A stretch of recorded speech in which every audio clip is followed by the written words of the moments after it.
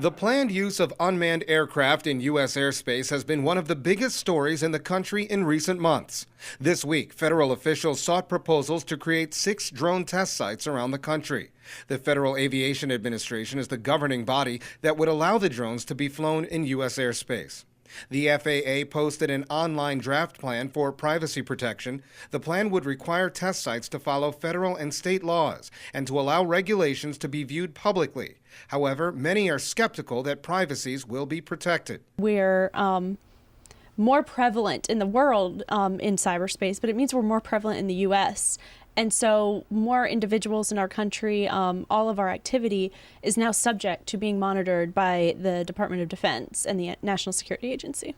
Privacy advocates worry that the spread of drones will add to the surveillance that Americans already experience online. They say it could lead to a Big Brother surveillance society. People have expressed concern that what is being done is illegal, and I think the secrecy, again, is going to be something that we really have to fight back against moving forward and make sure that we do know what's going on. Federal officials are moving on a law enacted a year ago to develop sites where civilian and military drones can be tested for integration into U.S. airspace.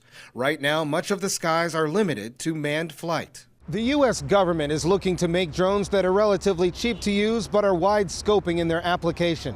Already, engineers have constructed drones that can be as small as hummingbirds and others that can weigh up to 15,000 pounds. The top markets are expected to be local and state police departments. But in this evolving cyber age, there are fears that the digital link between the operator and the drone would be hacked or broken, which could endanger the public. Yet still, the interest to use drones increases, worrying even national security experts. Well, I certainly hope not, because I think it is profoundly disturbing to think that, it's almost like we're living in a sci-fi novel. The FAA predicts that an estimated 10,000 civilian drones will be used in the U.S. by 2018. The Aviation Administration has already given permissions for drones to be used at some universities, police departments, and other government agencies.